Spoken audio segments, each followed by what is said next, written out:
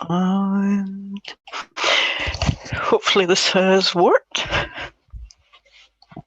Yes, you're good to go. Right.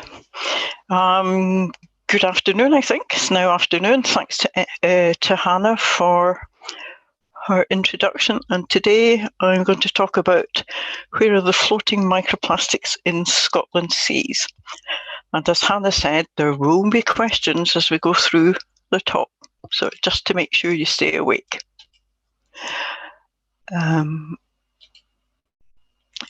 Right, so I think we all know what the definition of microplastics are. Short definition from the NOAA is microplastics are plastic pieces or fibres less than 5 millimetres in length. A more complicated one recently out by Frias and Nash in 2019 is that microplastics are any synthetic solid, particle or polymeric matrix with regular or irregular shape and with size ranging from 1 micron to 5 millimetres of either primary or secondary manufacturing origin, which are insoluble in water. Sorry, I'm trying to see my screen, so I shall move around a bit. I think I prefer the first one because it pretty much encompasses all of the second one with a lot less words.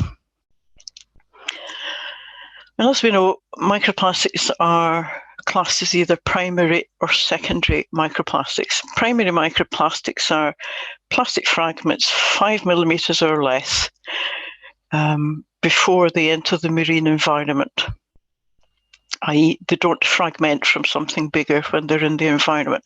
And these are generally seen as nurdles, which are the production stock for other plastics, microbeads, which come from personal care products, fibres, which are from textiles, from washing machines generally, industrial abrasives. They use various types of plastic to sandblast, basically, ships' hulls or machinery to clean them, and also an emerging and bigger class of microplastic is tire dust. Significant transport pathways are rivers and wastewater treatment plants and storm runoff. Secondary microplastics result from the breakdown of larger plastic items, such as the ones you see here. They break down in the marine environment due to wave action, abrasion, and the effects of ultraviolet radiation. We can see quite a few single-use plastic bags along here. Some bottles, jerry cans, an awful lot of fibres and rope in that one, all just waiting to turn into microplastic. And first question, should all plastic be banned? And you just answer yes or no. So we'll give a few seconds for our audience to vote, and then we will share the results with everyone on how you've all voted. Don't worry, it's totally anonymous, so you're not going to get called out for how you vote. Darn. 5 or so more seconds, and then we'll show the results.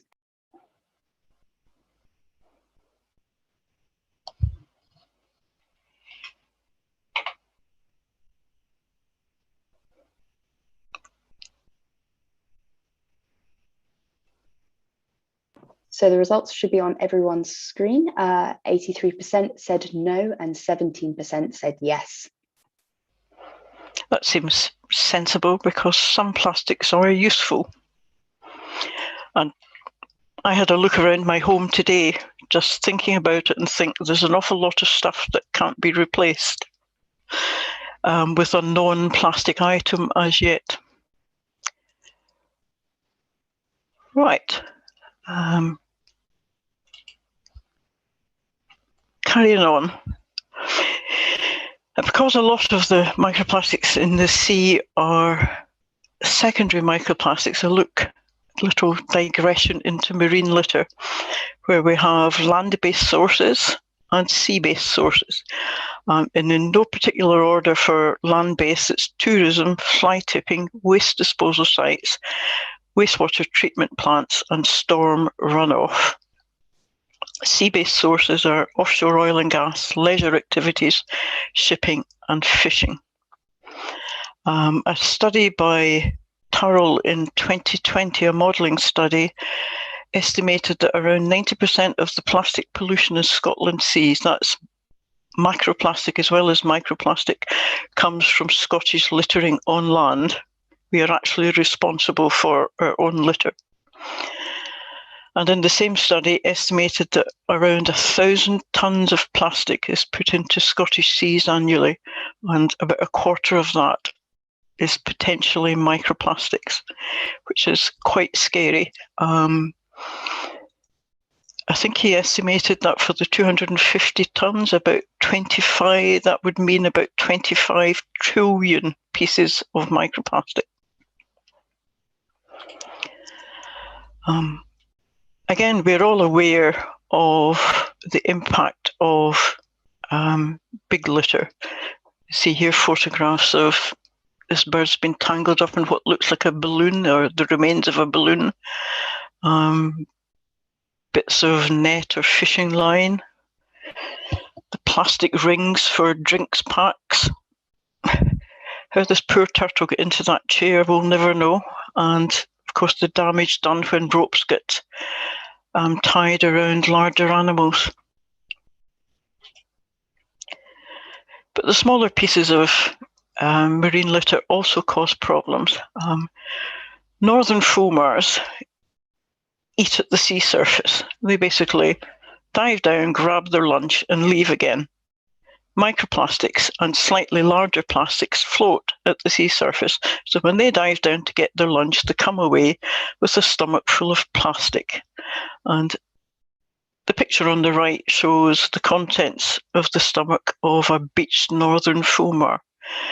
The nurdles down in the left-hand corner, about 4 or 5 millimetres across. So some of these pieces are quite large, and this won't have done the bird any good at all. And we have another poll question. This is a two-part one. Have you reduced your plastic use in the past year?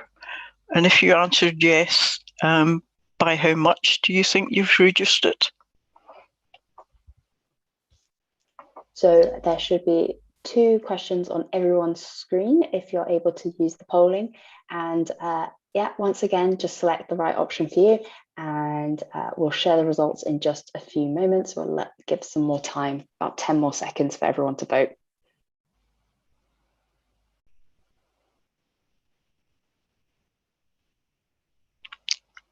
I like that. That's looking good. Looks like everybody's making an effort. Yep, 92% of our audience who voted said yes to reducing their plastic, with the most popular, well, the most chosen answer for if yes, by how much, saying 20%. That's pretty good. Every little counts. I think we're all done.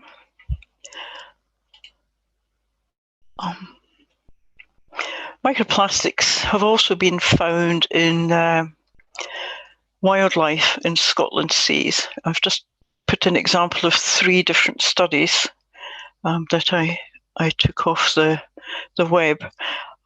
Murphy et al. In 2017 found that 48% of coastal fish contained macroplastic and microplastic, whereas only about 2.5% of his offshore fish contained microplastic. Murray and Cowie found 83% of nephrops from the Clyde contained filaments. And a study of the cold water reef benthos from the East Mingulay protected area found 11% of organisms across a range of feeding strategies to have ingested microplastics from anthropogenic debris. So the microplastics are getting into our wildlife, but what we're not quite sure of is how much damage it causes. Again, I think everybody's familiar with issues with microplastics. They're persistent. They're not going to go away. They just keep fragmenting to smaller and smaller sizes. Secondary microplastics will continue to accumulate in the world's oceans. Richard Thompson said that even if we start putting plastic into the ocean today, secondary microplastics will continue to increase from the plastics that are already the majority of the litter that is already in the oceans. And also, as we all know, microplastics contain a range of harmful substances which are useful in the plastic but not so useful when they get out into the environment. Flame retardants, plasticizers, antimicrobials, to name but a few.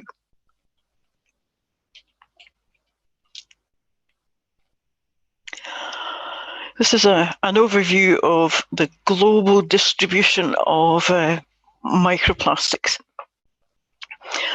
And the colours are represented as kilograms of microplastic per square kilometre of sea. And you can see that they are concentrating in the gyres that we find in each of the oceans, and in particular the North Pacific gyre. But also here along the coast of Asia, they have quite high concentrations. But for Europe, the biggest problem area is actually the Mediterranean, possibly due to the high tourism levels they get, the increase on the infrastructure around the coast, the fact that it's quite enclosed, has limited inflow and outflow. But we can see that we are getting microplastics from the poles to the equator. There is nowhere that hasn't had microplastics discovered in recent years. About the only gyre that doesn't seem to be accumulating at the moment is the Arctic one. But as we are finding microplastics in the Arctic, I'm sure that is going to increase at some point.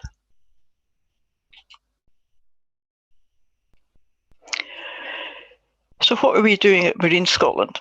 This is a sort of overview of the sort of cycle of microplastics and big litter in the marine environment. We have inputs from land, from industrial activities, tourism, wastewater treatment plants, etc., bringing in big litter and microplastics. We have fishing activities, tourism at sea, plastic debris from that. Microplastics fragment, become secondary microplastics ingested by fish, and as I've shown already, get eaten by seabirds. Microplastics can also sink as they biofoul. They become heavier than the seawater. They sink to the seabed, some of which will then enter basically the food chain as big fish eat little fish. The smallest bottom dwellers eat the microplastics and then are in turn eaten by bigger and bigger fish. Some microplastics will stay in the sediments and won't resuspend. So what we are doing, we do have quite a large collection of a variety of fish species, which we hope to be analysing by the end of this year, maybe. We also have a large collection of sediment samples, and we are in the process of analysing those at the moment. But mostly, what I'm going to be talking about today is our sea surface sampling. This has been going on since 2014. And to do the sea surface sampling, we use the ship's cat. Basically, it's a 3-metre long aluminium catamaran with 4-metre plankton net suspended from the frame. Plankton net is 335 micron mesh.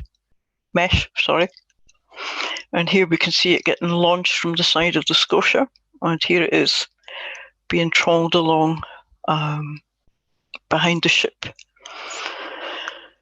The middle two photographs are just showing some of the things we've collected over the years. This one up here is more fibres. I'll explain more about this one shortly. And this was just, I liked this one because despite all your best intentions and everything being supposedly working perfectly, this is what you get, the cat's cradle. We eventually modified where we put, this is a flow meter here. We modified where we put the flow meter to stop this happening because it just tied everything up in knots. So we launch the cat, record all the details we need, gets trawled for about half an hour, bring it aboard, rinse the net, suspend it up the way, rinse the net from the outside with seawater to wash all the contents down into the cod end. Transfer this material to a stack of sieves, 5 millimeters on top and 125 microns on the bottom, with a base pan to catch anything else that may slide through, and then it's rinsed again with fresh water. And then 2 people individually will check the sieves and pick out any suspect microplastics. We then assign the microplastics into classes: nurdles, beads, fibres, polystyrene, fragments, film. We also count any paint flakes that we may pick up.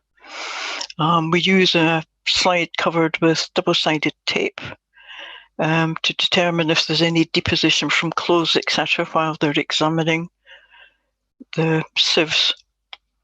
And because the net mesh is 335 microns, we don't cover the full range of microplastics, so we probably undersample microplastics.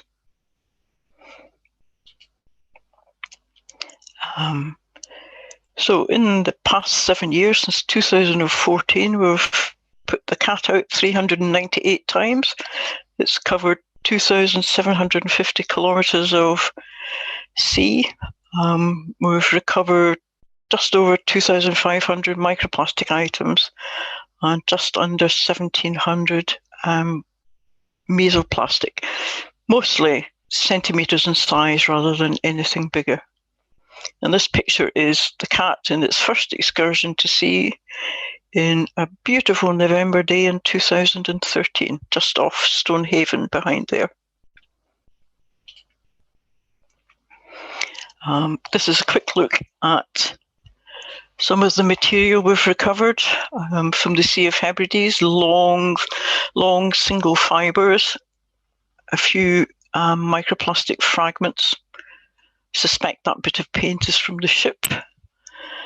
Mussel butter. We collected quite a lot of nurdles in a couple of the samples, showing various states of degradation. Paint again. A fragment that is not a microplastic, it's too big, and the sort of white nurdle there, which was unusual.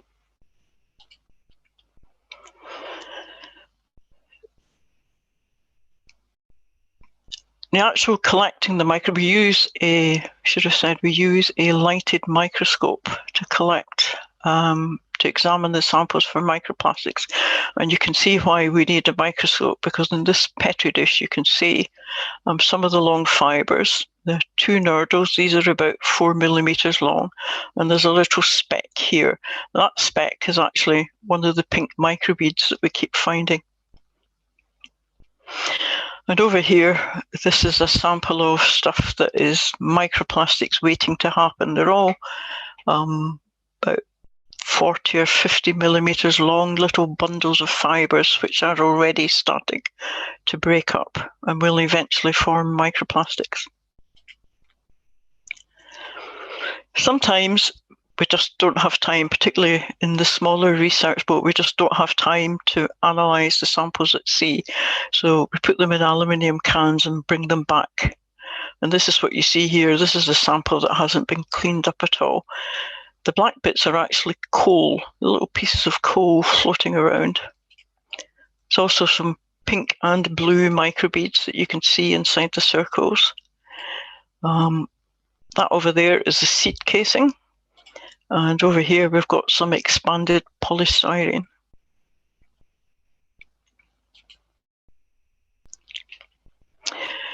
Microplastics were included in Scotland's Marine Assessment 2020. So all of the sampling stations, which you can see here, were assigned to a particular region. We have what is called the Scottish Marine Regions, which are statutory regions within the 12-mile territorial limit. And offshore, these are the grey points here, and they're numbered 1 to 11. And then we've got the offshore marine regions, which are outside the 12-mile limit, are non-statutory. And these are the black squares.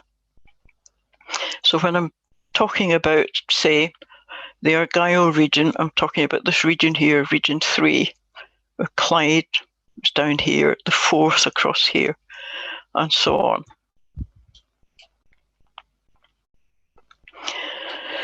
Floating microplastics are quite susceptible to the effects of wind and waves and weather, and this is shown in how many sampling stations we can get each year. Also, we can only sample where the ship has to go because we piggyback on our contaminant cruises to do this microplastic sampling. Our sampling is constrained a little bit by where they're going for contaminant samples, but mainly it's the weather and the sea state. It has to be relatively calm to get a decent microplastic sample. And these slides, I'm not expecting you to know what the positions are, it's just to show you the variation from year to year, starting from 2013. And as I go through them relatively quickly, you can see that in this year, I think we got 8 sites in total for the whole year. Not a very good year, very bad weather, and getting better as we come through to last year's sampling. Now this slide is basically what the title is about. Where are the floating microplastics in Scotland seas? And this shows you where. Concentrations range from 0. Around a third of the sites had no microplastics at all. That's the yellow dots, to about just under 92,000 items per kilometre squared, and that was in the Solway. And you can see that we have areas which have higher concentrations. Argyll here, the Clyde and Loch Long, the Solway, and the Forth. In general, for the rest of the sea areas, except for the odd point here and here, we didn't find many microplastics, and the northeast coast was relatively clean, as is round into the Moray Firth.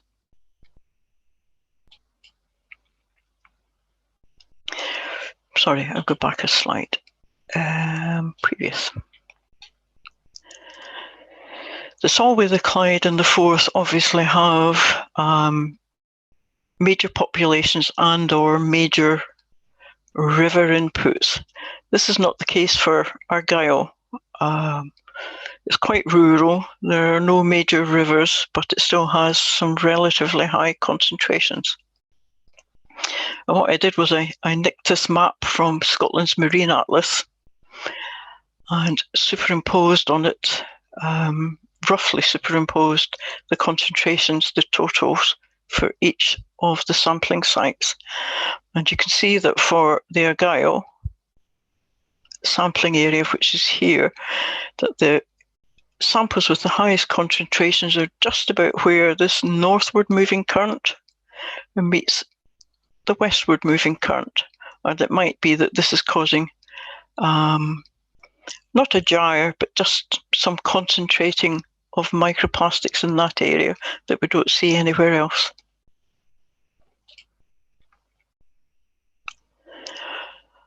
How good or bad are we compared to other areas? Compared to, say, the North Pacific Gyre, the garbage patch, we're practically pristine. But there was a study done in 2018 by Santillo et al. I think it was a Greenpeace study. They sailed around Scotland in their yacht and used a manta trawl to sample seawater. excuse me. And concentrations they found were relatively low compared to what we found. Mull, tyree, and rum basically come into the Argyll marine region, and they were finding 4,000 or 5,000 particles per square kilometre, whereas we were getting up to 38,000.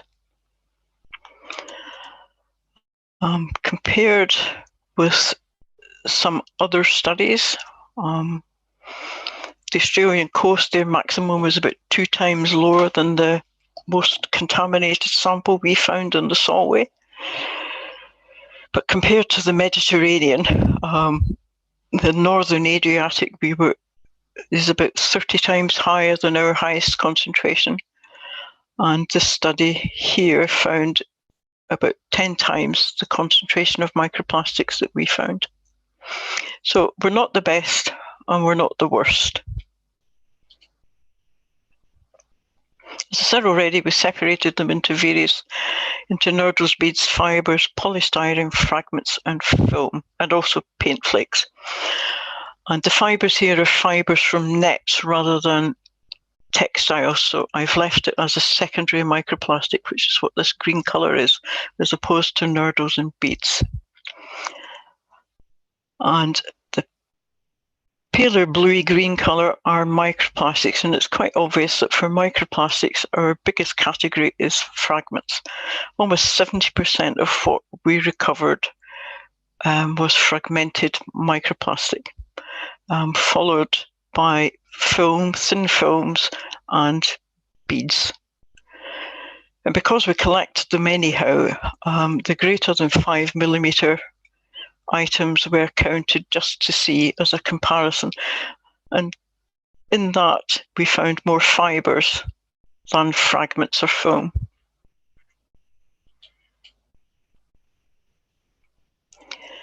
And again, similar to the one where I showed you the annual sampling, this is a set of slides looking at the various categories, but just to look at where equations are. So for nurdles, we find higher concentrations in the Forth at the head of Loch Long and down here in the Solway. For beads, the head of Loch Long, the whole of Loch Long, sorry, and the Clyde, and a few in the Forth. Fibres, pretty much more general, spread out a bit more, but again, getting a concentration at the top of Loch Long and again in the Solway. Polystyrene was no particular area, though. Not surprising, this is the expanded polystyrene, which just floats around as it can. Fragments, concentrations again, Clyde, the Solway, and this odd one up here, but not much anywhere else. Film, Forth in the Solway. And paint flakes, for some reason, seem to be concentrated in the Clyde and the Forth. Not sure why.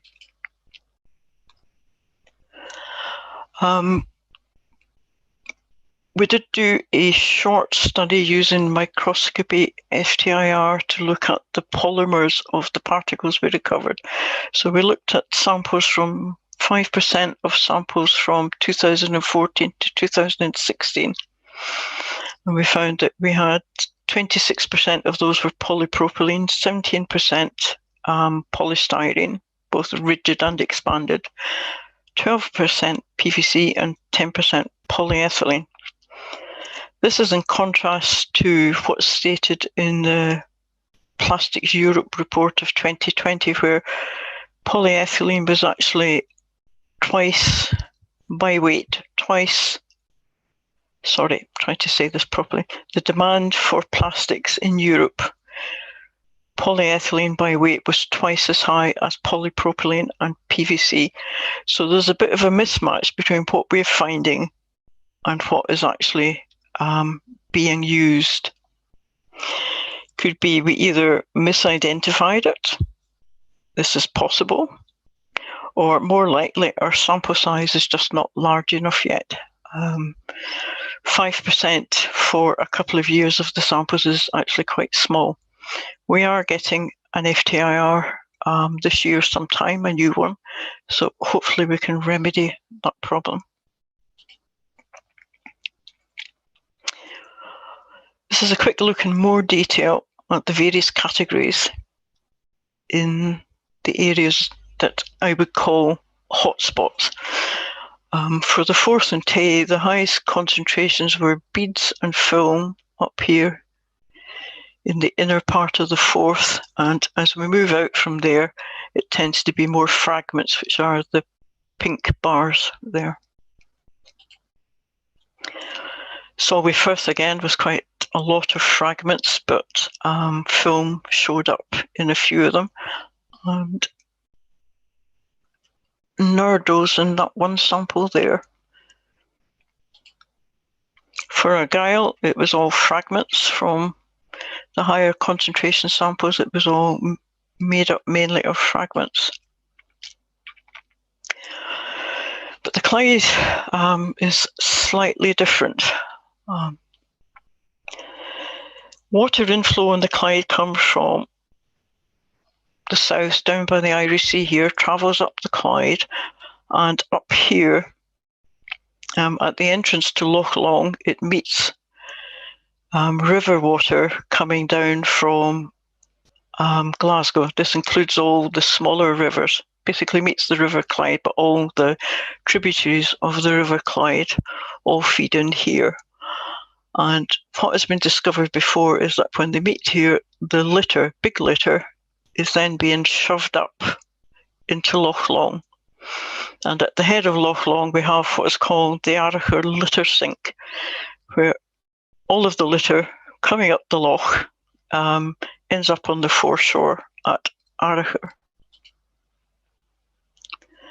And this is basically what you see here. This is what the foreshore looks like before it gets cleaned, and I do believe it is getting cleaned now on a sort of annual basis to try and remove all this litter. But if we look at the microplastics, we did a cruise, a dedicated cruise up of the length of Loch Long in 2018 to collect some data on the microplastics to see if that correlated with the big litter being pushed up the loch from the Clyde. As you saw before, in the outer Clyde and the Firth, the microplastic concentrations are relatively low, and there also seem to be relatively low here in the river. But as we get to here, which is where the water meets up, the concentrations are increasing, and they increase up the loch to the top of the loch, where we get one of the highest concentrations in the whole of Scotland. And the microplastics seem to be composed predominantly of beads. These green bars are the microbeads from personal care products, or fragments. Now, fragments can be explained possibly by the breakdown of the larger litter that is being pushed up the loch. But the beads were a bit strange, because if you look at sewage outfalls, the beads will predominantly come from sewage outfalls. The sewage treatment plants retain maybe 50% of the beads, and the rest of them get washed out into the sea. But if you look here at the Clyde, and this is Loch Long here, there is one treatment plant up here, one here, one here. So that wasn't a complete explanation for the increase in beads as you go up the loch, but there is a whole cluster of sewage treatment plants here. So I'm thinking maybe that the beads are being washed up the loch from these sewage treatment plants, from the outfalls of these sewage treatment plants here. I also know, I think, that off Helensburgh, which is in the same area, cotton bud sticks, I think, were the highest concentration in the whole of the UK at one point. And cotton bud sticks do go through treatment plants as well. They just line up with the holes in the meshes and disappear out through the outfall. So another poll here. Which of these plastics do you no longer use? Single-use drinks bottles, cotton buds, and by that I mean cotton buds with plastic sticks, or personal care products which have microbeads in them.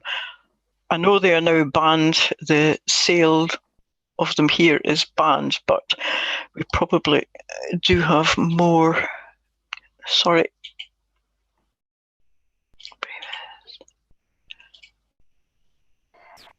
As we take a break, just to highlight, I actually didn't have this poll included in the talk because, Marie, I thought you had removed this question from the list of polls. So I probably removed the wrong one.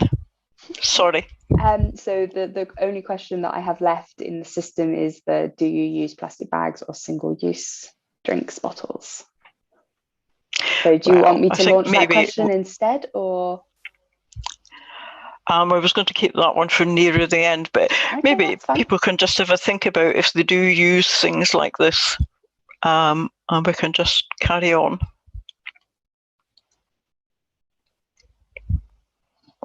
If that's okay with you, yeah? Yeah, absolutely. Yeah, go ahead. Sorry about that.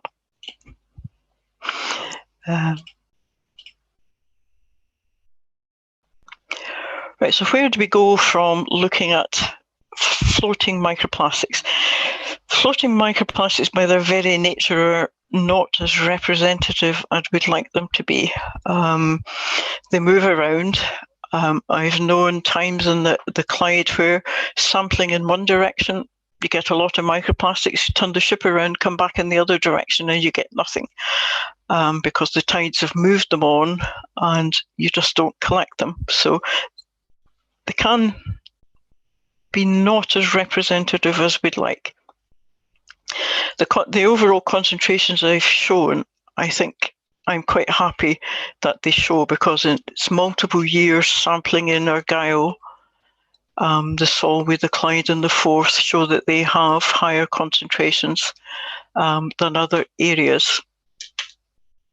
But OSPAR are going to use sediments as their indicator for microplastics. And the thing is, as I said already, in the model of Turrell from 2020, an estimate of 25 trillion pieces going into Scottish seas. Obviously, we didn't pick up anything like 25 trillion pieces. So are the floating microplastics representative of what's in our seas? Or where are they? Are they in the sediments and biota? So our next step, as I said, is to look at seabed sediments.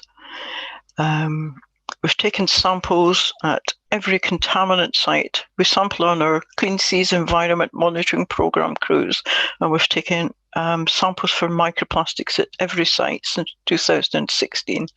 So we've got a fairly comprehensive list of samples to get through, and we're analysing them by density separation, staining with Nile red, and using FTIR for polymer types. I'm sure people have probably seen things on Nile red staining now for microplastics.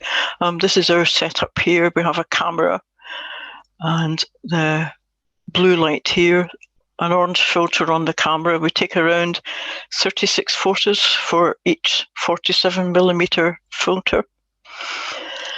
And the Nile red stained filter under white light, you can just about, if you know they're there, see the microplastics. But if you look at them under blue light, the microplastics stained with Nile red are fluorescing.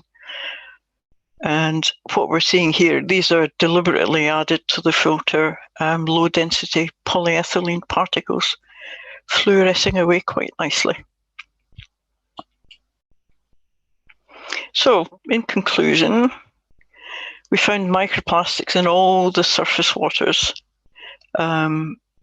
throughout Scottish seas, though around a third of the sites had no microplastics.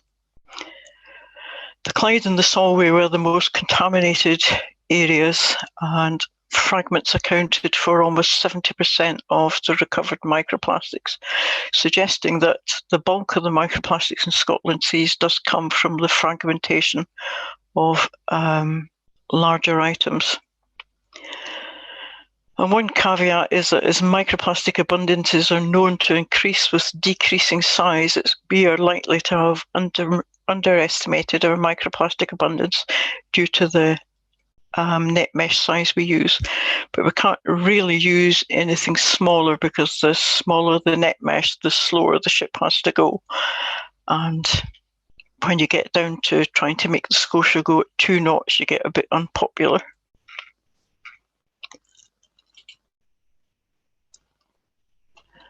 And as a lead-in for this plastic-free month, in reality, there is lots of legislation out there for not littering. We're all told not to litter, told to pick up our litter.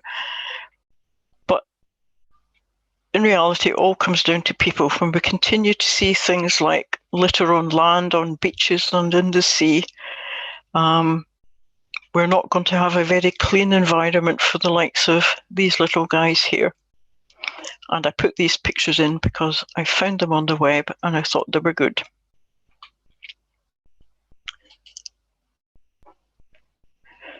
And just to check you're all still awake, the final question. Do you use single-use plastic bags or single-use drinks bottles?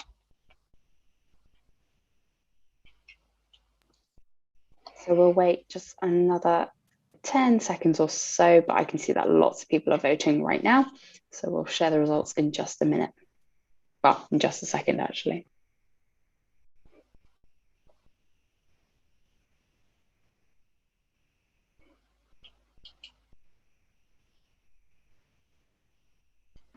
So 87% said no. Good. I must admit I tend to use this one, but I did use a single-use one yesterday, so I'm bad.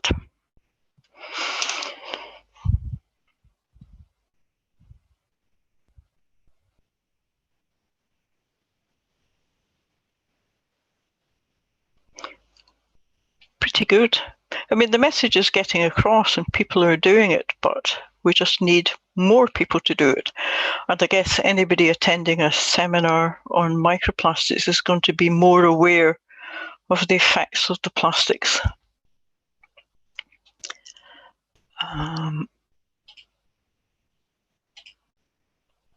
And finally, some acknowledgements. Obviously, the officers and crews of the research ships, the scientists who collected the data. It's not hard work physically, but it's quite draining to be constantly examining these sieves to pick out what you think might be a microplastic. And also, thanks to Jill for this absolutely stunning picture of the bridges in the Forth, which I really like. And if anybody wants more information or to talk about anything I've presented today, there's my email address. I'm quite happy for people to get in touch. Thank you for listening, and thanks to MASTS for organising it. Excellent. So let's just there. Okay, so we've reached the end of the talk. Thank you very much, Marie, for being our presenter today. For anyone who's on our call, our audience member, then please remember to submit questions in the Q&A box at the bottom of the screen, and Marie and I will work through that. I'm just going to put in the chat right now that paper of yours, Marie, with Linda Webster, which basically kind of, does that summarize a lot of the things that you've been talking about today? Yes, yeah. Yeah, so the title is very similar to what today's talk is, Microplastics in Sea Surface Waters Around Scotland. And the full reference there is in the chat for anyone who wants to check out that paper in full. So please remember to submit those questions. I'm going to kick off with something from myself, a question from me about the actual plastics themselves. So I don't have much background in what you look into with the plastics and how you analyze the plastics themselves. But I was wondering, is it possible to kind of age the plastics to know how long that plastic has been in the water? Is that something that we can actually look at when we're analyzing plastics? Is it something that's been in our waters for a very long time, or is it a new piece of plastic that we're looking at? When looking at big plastics, it sometimes can be fairly obvious if something has been in the water for a long time, but possibly not obvious how many years, mainly because it will look degraded, but it also will have lots of biota attached to it, things growing on it if it's been rolling around the sea for quite a long time. Microplastics are a bit more difficult. Nurdles that go into the sea are generally pristine when they go in, so you can actually see if they're starting to degrade, as I showed in that slide from Musselburgh. Some of them were definitely more degraded than others, but I'm not sure you could actually put a time on it. I do know that people do work on aging their samples to try and work this out, but I haven't done it for mine. Yeah, no worries. It was just something I was curious about, because you see these news articles where, I know, a crisp packet of 20 years ago has been found on a beach. And I guess if we find any masks in future years, we'll pretty much know what year that was linked to as well, which I think everyone must, on our call and yourself, we've all seen the increase of just not microplastics that we're talking about, but actually the masks themselves, like actual physical items too, that we're seeing on the increase. We did a marine litter presentation at the Royal Highland Show a few years back, and we had a setup with lots of bits of plastic, and we thought to try and explain to the kids about plastics. We had various plastic bottles. We just picked them depending on how ragged they looked and how degraded, and attached them to a rope and put supposed ages on them. And we thought this was quite good till one small child came up and said, "But how do you know that's 400 years old?" We just stood there and looked. And eventually my colleague, slightly quicker thinking than I was, went, "We've got a special machine." Excellent. It would be nice to have a special machine. Absolutely. So you may have mentioned it, or I might have missed it. When you were referring to finding evidence of paint as a source of microplastics, is that paint that we can kind of link into the shipping industry and vessels? Is that a major source of paint? Because that seems quite niche to me. I think a lot of it is from the ships passing through. I mean, ships shed flakes of paint. It's just natural. I see the Scotia at the end of the year before she goes for a refit, and quite a lot of her nice paint has disappeared, and it's obviously ended up in the ocean. And even some of the paint flakes we picked up were definitely from us, but from others that were sort of green and yellow in colour, they weren't ours. So yes, and they are made up of various polymers. So to me, they are a pollutant. Mm-hmm. Yeah, I've seen an increase in interest into the paints that go onto ships. So it's clearly of interest to other people too. So we have in the Q&A, Peter very kindly put in a reference to regarding the sources of microplastics. There is also the possibility of the land to atmosphere to marine environment route. And apparently he's got a piece, a marine pollution bulletin piece on that, which he's kindly put into the Q&A box. So if anyone wants to kind of check that out, then you're more than welcome to.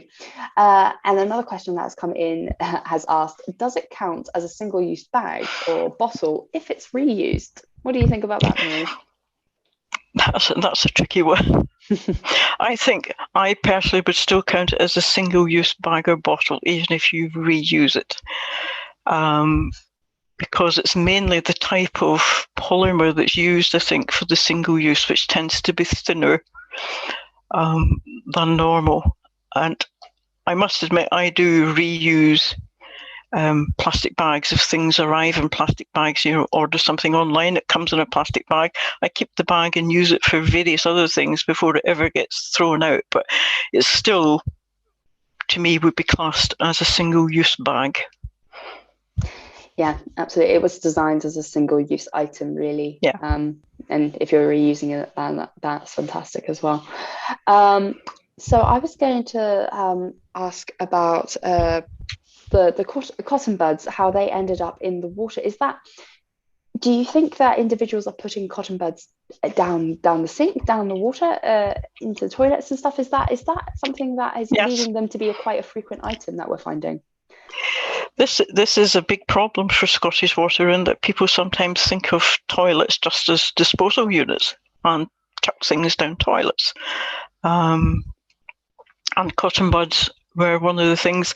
There is a picture, I didn't show it and I probably couldn't find it quickly, and it shows the outlet of a sewage treatment plant, and basically it looks like a hedgehog, because all it's got is all these little plastic cotton sticks sticking out of it, and you find a lot of them on beaches as well. So they are a problem. People just need to stop putting things down the toilet that are not meant to go down the toilet. Yes, it is a science communication problem, really, talking about what can and cannot be going down the toilet. And also, I think, so for any of our audience who weren't with us yesterday, we had a talk from Tamara Galloway from the University of Exeter about assessing the impacts of plastics, and we spoke about biodegradable plastic and how that's different, and compostable plastic is also different. And I'm guessing, biodegradable plastic, it doesn't always disappear, does it? And I think that's something that the public doesn't. No, it doesn't. It's an issue that not many really have grasped yet, or they're just not aware of at the moment. Yes, and quite often you see reports of this plastic biodegrades, but they use very specific conditions to make it biodegrade, and you don't get those conditions when it's in the water. So it can take much, much longer, and it can be hanging around just as long as normal plastic, I think. Compostable plastic, I've seen more, particularly magazines and things like that, tend to come more in compostable plastic bags now. But if you haven't got a compost bin, what do you do with it? Yeah. The councils don't collect compostable plastic, unless I know our local council, if you put your food waste into a compostable plastic bag, they will take that, but they won't take it just rolled up and put in with the food waste. It's got to be actually visible to them. Yeah, it is difficult. Yeah, there's a lot of niche kind of requirements for different things to break down. Yeah.